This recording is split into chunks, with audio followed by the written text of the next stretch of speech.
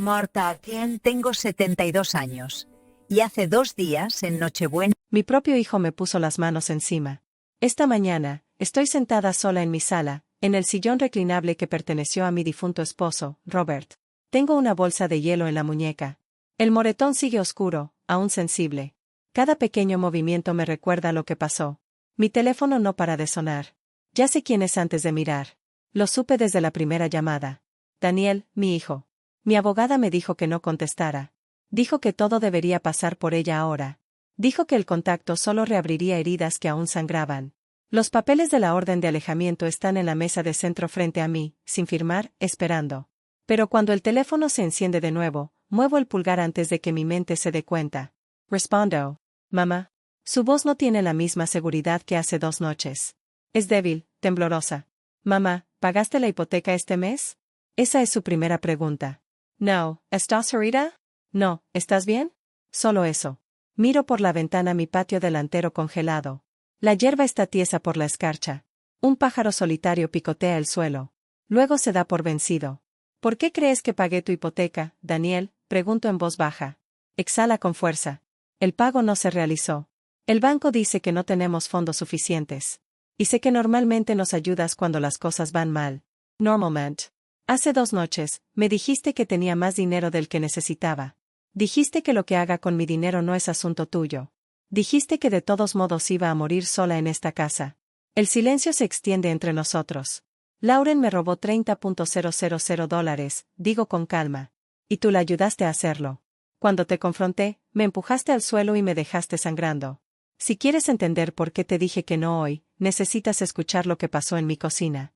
3 meses antes de esa llamada telefónica, seguía siendo la mujer que había sido durante la mayor parte de mi vida. Marta Ellison, bibliotecaria jubilada de escuela pública, viuda desde hacía 5 años, madre de un hijo único que solía llamarme todos los domingos sin falta. Vivía sola en una modesta casa estilo rancho en Cedar Ridge Lane, la misma casa que mi esposo, Robert, y yo compramos cuando Daniel aún estaba en primaria. Mi vida era tranquila, pero a su manera, plena. Los miércoles, hacía voluntariado en la biblioteca local, ordenando libros y ayudando a los niños a encontrar cuentos que les entusiasmaran leer.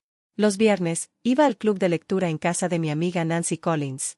Nos reuníamos a las 2 de la tarde, siempre con postres caseros y café fuerte. Le daba estructura y propósito a mi semana. Los sábados eran para Daniel y su esposa, Lauren. Conducía hasta su casa en Meadow Creek, la que les ayudé a comprar, y preparaba la cena desde cero. Asados, guisos, postres. Lauren decía que sabían mejor hechos en casa. Lauren nunca me llamaba mamá. Siempre era Marta. Cortés, distante, como si trabajáramos en la misma oficina en lugar de ser familia. Me decía a mí misma que estaba bien. Cada persona demuestra su afecto de forma diferente. Probablemente estaba siendo sensible. Daniel solía preguntarme cómo estaba. Cuando dejó de hacerlo, no lo cuestioné. Sus llamadas poco a poco se convirtieron en peticiones en lugar de conversaciones. ¿Puedes cuidar la casa? ¿Puedes ayudarme con una factura? ¿Puedes cubrirnos solo esta vez? Dije que sí siempre porque eso es lo que hacen las buenas madres. O al menos eso creía entonces. El día que todo cambió empezó como cualquier otro viernes. Me desperté temprano, me duché y me vestí para el club de lectura. Horneé barras de limón esa mañana, de esas que le encantaban a Robert, y las puse con cuidado en una bandeja con tapa en el asiento del copiloto de mi coche. A la 1:30, estaba lista para irme. Entonces sonó mi teléfono. La voz de Nancy era de disculpa. Su hija se había adelantado en el parto. El club de lectura se había cancelado. Prometió que nos veríamos la semana siguiente. Me senté en la entrada de mi casa un momento con el motor en marcha. Ya estaba vestida. Las barras de limón ya estaban hechas. Volver adentro me parecía inútil. Decidí hacer algunos recados. Conduje hacia Willow Park, dejándome guiar por la memoria muscular. Necesitaba efectivo para el mercado de agricultores a la mañana siguiente. Así que entré en el estacionamiento del banco que Robert y yo habíamos usado durante décadas. Al reducir la velocidad cerca del cajero automático, algo me llamó la atención. Un destello rojo. Lauren estaba de espaldas a la máquina, con el abrigo rojo brillante que le había regalado la Navidad pasada. Lo habría reconocido en cualquier lugar. Era Caro. Lo había usado a menudo y siempre recibía cumplidos. A 3 plazas de aparcamiento de distancia, estaba la camioneta de Daniel. Mis manos se apretaron en el volante. ¿Por qué estaría Lauren en este banco? Usaban otro al otro lado de la ciudad. Daniel había sido muy claro al respecto. La observé mientras terminaba su transacción. La máquina dispensaba un fajo grueso de billetes. Los contó rápidamente, miró por encima del hombro y metió el efectivo en su bolso. Algo en mi pecho se desplomó. Me agaché instintivamente, sintiéndome tonta incluso mientras lo hacía. Lauren caminó hacia la camioneta, se subió y se fue sin mirar atrás. Me quedé allí sentado varios minutos después de que se fuera. Mi corazón estaba acelerado. Me dije a mí misma que tenía que haber una explicación. Quizás Daniel le había pedido que sacara dinero. Quizás me equivoqué sobre qué banco usaban. Quizás estaba imaginando cosas. Pero la sensación no se iba. Era la misma sensación que tienes cuando abres la nevera y hueles algo agrio antes de poder verlo. Una silenciosa advertencia de que algo ha salido mal. Finalmente, aparqué y entré. El vestíbulo me era familiar, cómodo. Pedí hablar con un banquero y solicité mis estados de cuenta recientes. Mi voz sonaba tranquila, incluso para mí. A medida que aparecían los números en la pantalla, la sensación de inquietud se convirtió en algo más pesado, algo innegable, y supe, allí de pie bajo las luces fluorescentes, que mi vida estaba a punto de cambiar. La banquera giró la pantalla ligeramente para que pudiera verla mejor. Al principio, no destacaba nada, solo números y fechas. Luego se desplazó y se desplazó de nuevo. $3.000. Me incliné más cerca.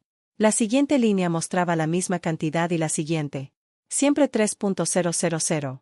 Siempre el mismo día laborable. Siempre dentro del mismo corto periodo de tiempo por la tarde. Viernes, día de mi club de lectura. Le pedí que revisara los últimos 8 meses. La pauta no cambió. Semana tras semana, mientras estaba sentada en la sala de Nancy hablando de novelas y tomando café, alguien había estado vaciando mi cuenta. No al azar, no descuidadamente, sino metódicamente, $3.000 cada vez. La voz de la banquera se suavizó. Explicó que las tarjetas de débito de emergencia suelen usarse mal. Una vez que alguien tiene la tarjeta y el PIN, el sistema no cuestiona la intención. Da por sentado el permiso. Sentí frío por todas partes. Pregunté si había grabaciones de seguridad. Dudó, luego asintió. Me dijo que tardaría unos minutos.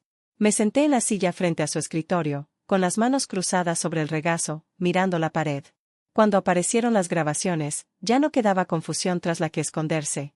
El rostro de Lauren estaba despejado, más despejado de lo que yo hubiera deseado. Allí estaba en el cajero automático, introduciendo la tarjeta, marcando los números, cogiendo el dinero. A veces parecía nerviosa, a veces aburrida. Una vez, ella sonreía a su teléfono mientras mi dinero salía de la máquina. Esto no fue un error. Esto no fue una mala decisión. Esto fue una rutina. Le di las gracias al banquero, recogí los extractos impresos y caminé hacia mi auto. No lloré. Sabía exactamente a quién debía llamar y qué debía preguntar.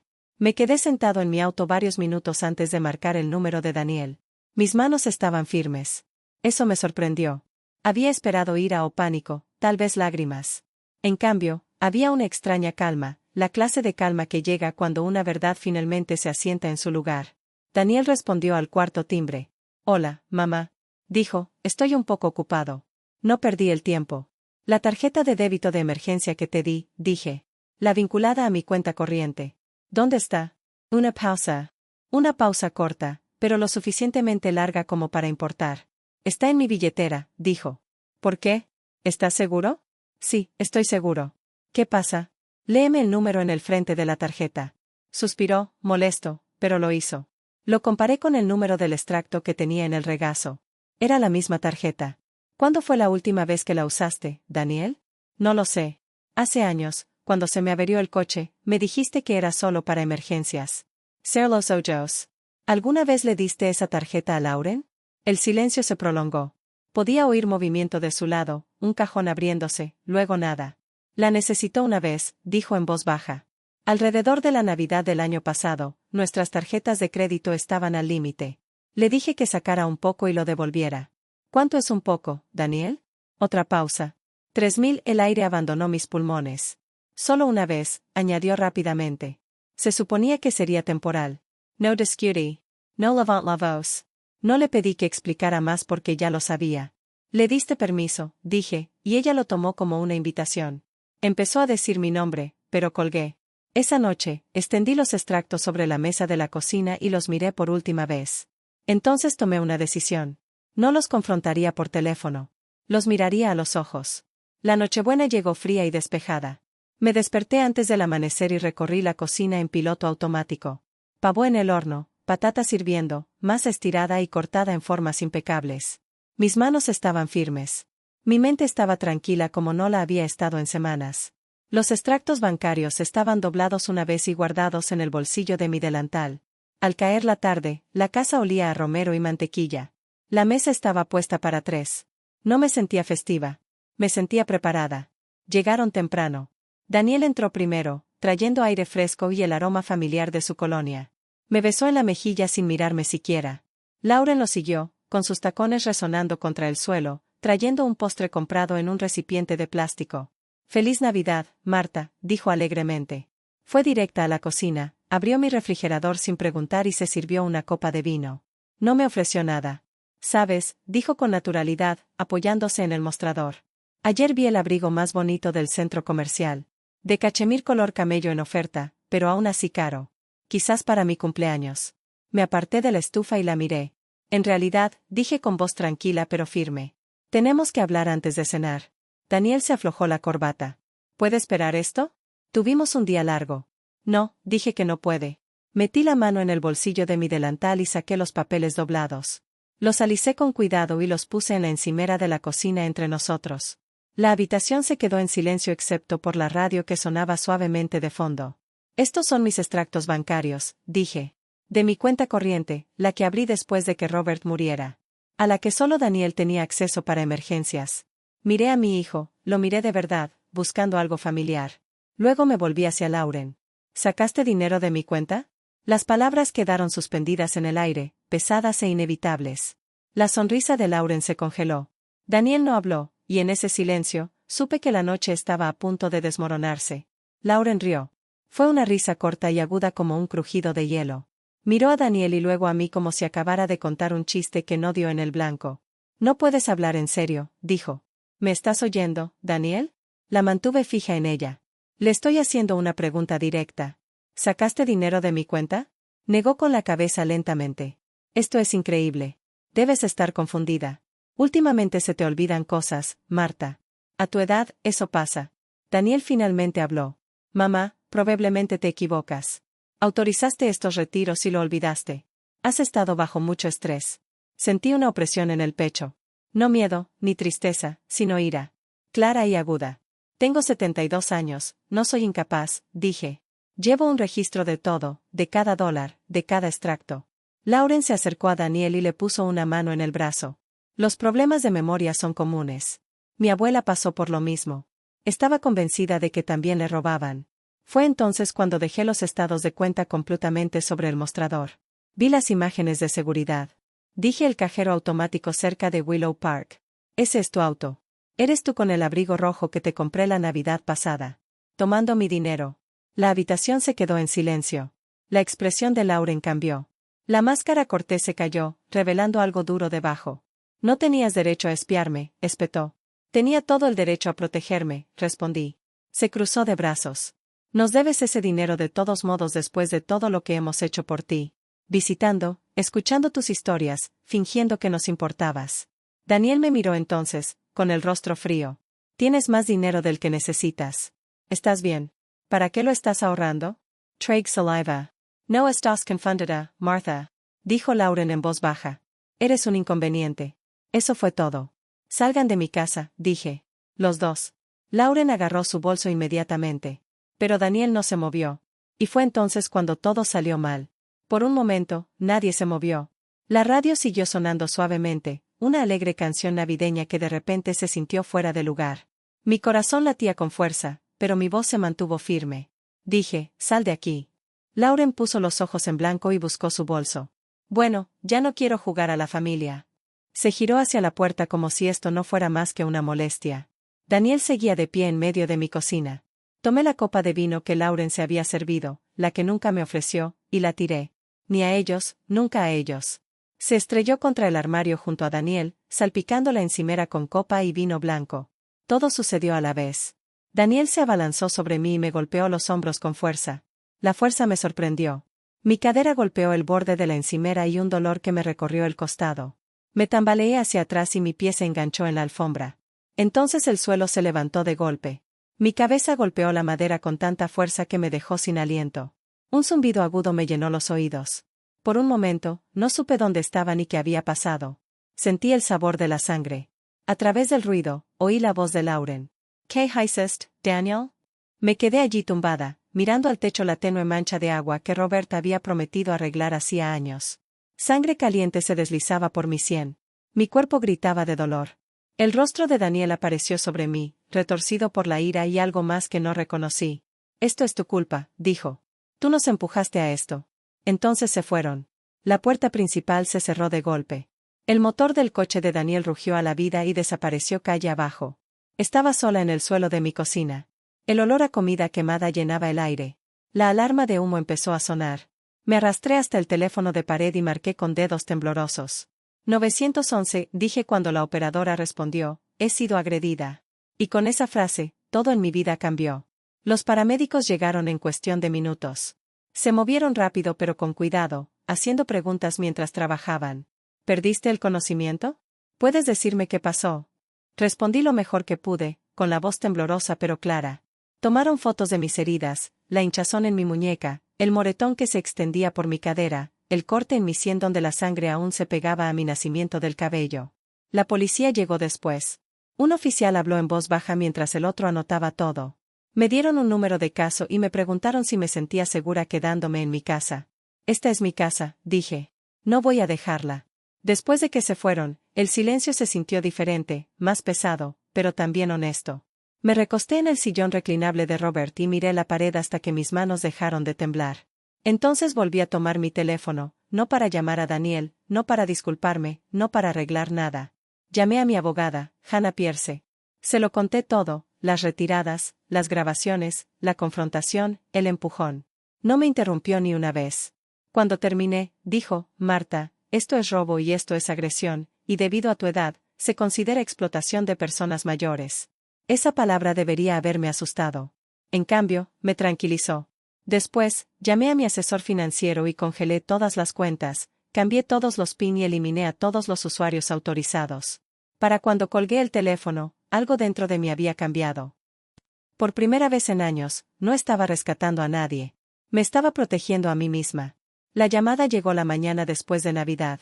Estaba de vuelta en el sillón reclinable de Robert, con una bolsa de hielo recién puesta en la muñeca, la casa en silencio salvo por el tic-tac del reloj en la pared. Cuando mi teléfono se iluminó con el nombre de Daniel, no sentí miedo ni temor. Me sentí lista. Mamá, dijo en cuanto contesté. Su voz era tensa, apresurada. ¿Pagaste la hipoteca este mes? Ser los ojos.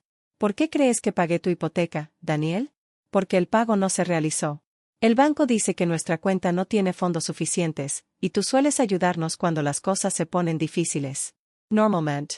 Hace 2 noches, me dijiste que tenía más dinero del que necesitaba, dije con calma. Dijiste que lo que haga con mi dinero no es asunto tuyo. Dijiste que moriría sola en esta casa de todos modos. Silencio. Entonces bajó la voz. Mamá, por favor. Vamos a perder la casa. Solo por esta vez. Podemos arreglarlo todo después. No, dije. Empezó a hablar encima de mí, la desesperación se desbordaba. Te lo devolveremos. Te lo prometo. Lauren no quería que llegara tan lejos. Lauren me robó $30,000. Dije, lo sabías. Le diste la tarjeta. Y cuando te confronté, me empujaste al suelo y me dejaste sangrando. No levant la voz. Esto es lo que pasará después, continué. Tú y Lauren devolverán cada dólar que se llevaron con intereses. Mi abogado está preparando un plan de pago. Lo firmarás o procederé con los cargos ya presentados. No tenemos esa cantidad de dinero, susurró. Entonces lo encontrarás, dije. Vende lo que tienes. Reduce el tamaño. No me importa. Terminé la llamada. Luego abrí mi diario y escribí 4 palabras que debería haber escrito hace años. Me elijo a mí misma ahora. La fecha límite que Hannah les dio llegó y pasó sin un solo pago. Ninguna disculpa, solo un silencio roto solo por los mensajes que Daniel me envió y que no contesté. Promesas, excusas, culpas envueltas en desesperación. Bloqueé el número y dejé que volviera el silencio. Hannah presentó la denuncia a la mañana siguiente. Robo, agresión, explotación de ancianos. El proceso avanzó lentamente, pero avanzó. Un investigador llamó para confirmar los detalles. Un detective hizo preguntas de seguimiento. Cada conversación fue tranquila, protocolaria, casi aburrida, y eso fue precisamente lo que la hizo real. En cuestión de semanas, las consecuencias empezaron a aflorar. Daniel y Lauren dejaron de pagar más.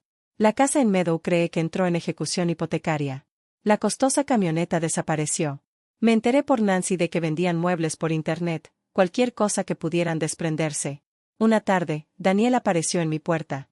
Lo vi por la ventana, más delgado de lo que recordaba, de pie con las manos en los bolsillos como un niño esperando a que lo dejaran entrar. Tocó el timbre y luego dijo, «Mamá, sé que estás en casa. Por favor, déjame explicarte». No abrí la puerta.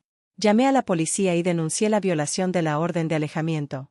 Cuando llegó la patrulla, Daniel se fue sin mirar atrás.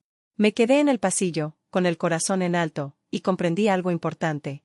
Las consecuencias finalmente estaban haciendo el trabajo que yo nunca pude. El juicio estaba programado para principios de septiembre. Nunca había estado en un tribunal como otra cosa que no fuera jurado. Sentarme allí, como la razón por la que todos se habían reunido, me parecía irreal. Daniel se sentó en la mesa de la defensa, más delgado, mayor, con la mirada fija en el suelo. Lauren se sentó a su lado, con la postura rígida, el rostro indescifrable. Cuando llegó mi turno de testificar, subí al estrado sola. Conté la historia lentamente, las retiradas, las imágenes, la confrontación, el empujón. No exageré. No lloré. Dejé que los hechos hablaran por sí solos. El abogado de Daniel intentó pintarme como confundida, como sensible, como una anciana solitaria que arremete porque su hijo se aleja. Pero las pruebas no se dieron. Los registros bancarios, el video de seguridad, las fotos del hospital. Dijeron la verdad sin alzar la voz. El jurado deliberó durante varias horas. Culpable de todos los cargos. Daniel lloró cuando se leyó el veredicto. Lauren no. Se levantó y salió antes de que el juez terminara de hablar. Daniel fue sentenciado a 18 meses de prisión y se le ordenó devolver cada dólar más intereses y honorarios legales. No sentí alegría. Sentí liberación. La recuperación llevó tiempo. Me operaron de cadera esa primavera y contraté a una enfermera llamada Julia para que me ayudara durante las primeras semanas. La fisioterapia fue lenta y dolorosa, pero asistí a todas las sesiones. Para el verano, ya caminaba sin bastón. Regresé a mi jardín, planté tomates y hierbas aromáticas. Dejé que la tierra se abriera paso bajo mis uñas. Me inscribí en una clase de acuarela en el centro comunitario. Hice amigos que me conocían como Marta, no como la madre de alguien. Daniel salió antes de tiempo por buena conducta. Ahora vive al otro lado de la ciudad. No nos hablamos. Y estoy en paz con eso. Esto es lo que esto me enseñó. El amor sin respeto no es amor. La generosidad sin límites es autotraición. Y las consecuencias no son crueldad, son claridad. Si esta historia te resonó, quiero saber de ti. ¿Qué límite pondrías si estuvieras en mi lugar? Comparte tu opinión en los comentarios. Si te pareció útil, dale me gusta al video, suscríbete al canal y comparte esta historia con alguien que necesite escucharla. Soy Marta Gisoni, por primera vez en mi vida, soy libre.